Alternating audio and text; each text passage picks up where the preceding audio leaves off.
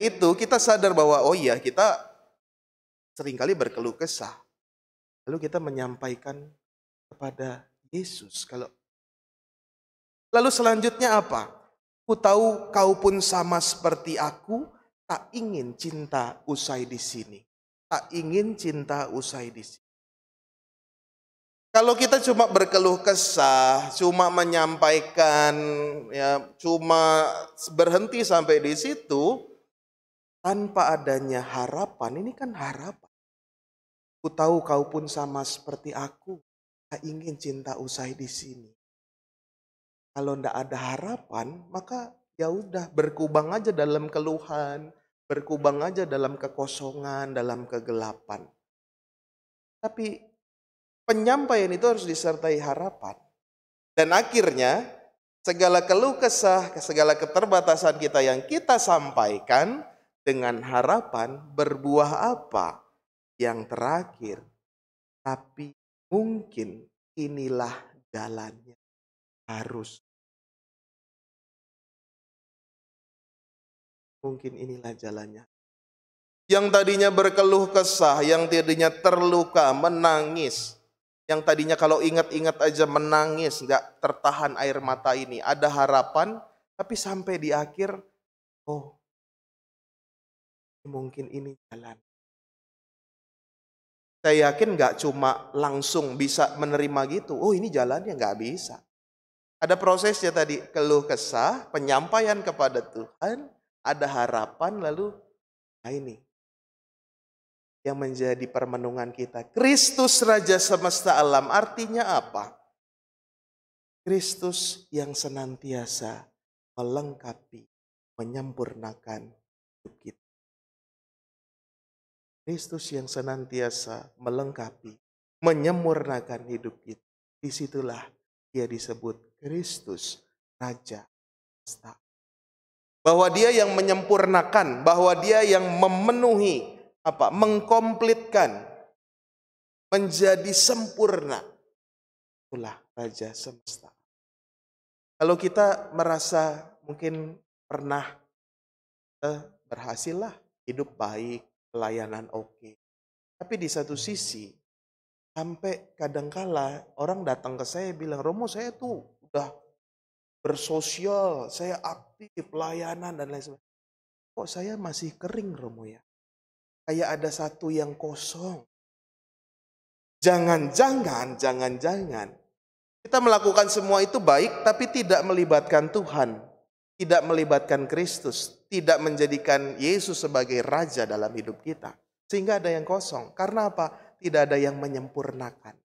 Tidak ada yang memenuhi, mengkomplitkan. Maka saudari-saudara, seperti bacaan Injil, penjahat yang menegur itu, penjahat yang menegur temannya itu, dia apa? Dia katakan apa? Yesus, ingatlah aku ketika engkau datang sebagai Raja. Penjahat itu melibatkan Yesus dalam hidupnya.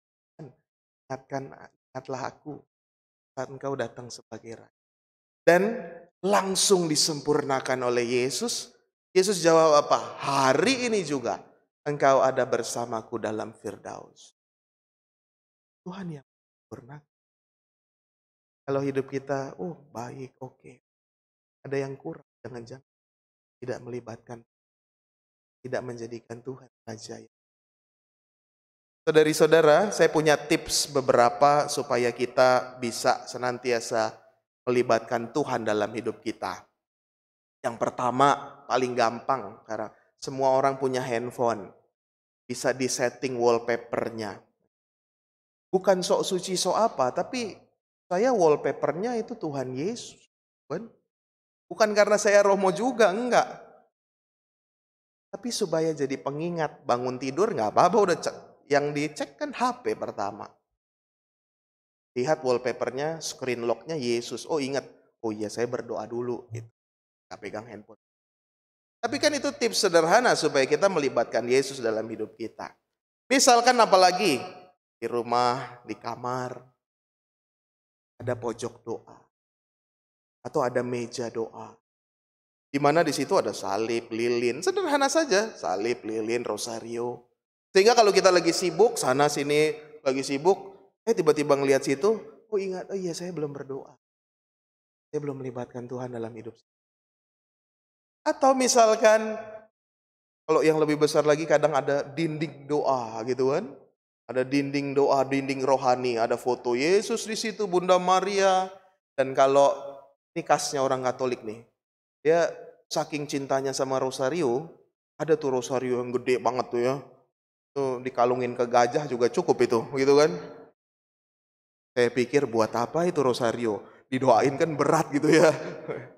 Tapi enggak apa-apa, itu sebagai pengingat melibatkan Yesus dalam hatiku. Atau yang paling sederhana lagi, sekarang media sosial di mana-mana. Gampang saja kan? Ikut nggak, follow nggak akun-akun yang berbau rohani. Sekali lagi bukan sok suci, tapi untuk remind buat diri kita. Oh iya, kadangkala tanpa sengaja ayat lewat gitu kan. Tanpa sengaja ada kata-kata bijak lewat. Tanpa sengaja ada peristiwa ini menambah iman sedikit. Walaupun kadangkala oh iya kayaknya dulu saya pernah tahu tuh. Maka kalau Anda mau cari akun berbau rohani, cari saja @andreasubekti gitu ya. Promote sedikit ya. Yang terbaru adalah saya merebrand diri saya sebagai Romo Gaming ya. Saya bermain game sambil berkatekese. Wah ya. Tapi lepas dari itu kita semua mau cara-cara sederhana melibatkan Tuhan dalam hidup kita sehingga kita enggak ada yang kurang, enggak ada yang kosong, kita disempurnakan.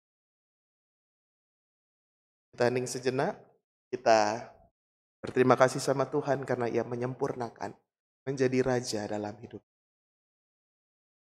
Kita berdiri, kita tanggapi dengan memperbaharui iman.